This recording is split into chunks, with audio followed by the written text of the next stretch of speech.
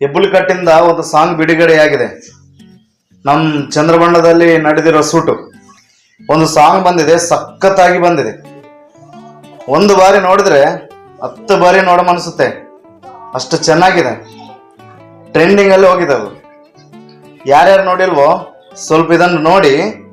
ಇದು ನೋಡಿದ ತಕ್ಷಣ ಎಲ್ಲರೂ ಯೂಟ್ಯೂಬ್ಗೆ ಹೋಗಿ ನೋಡಿ, ಎಲ್ಲರೂ ಶೇರ್ ಮಾಡಿ ಪ್ಲೀಸ್. ಒಂದು ಬಾರಿ ಪ್ಲೇ ಮಾಡ್ತೀನಿ ನೋಡಿ.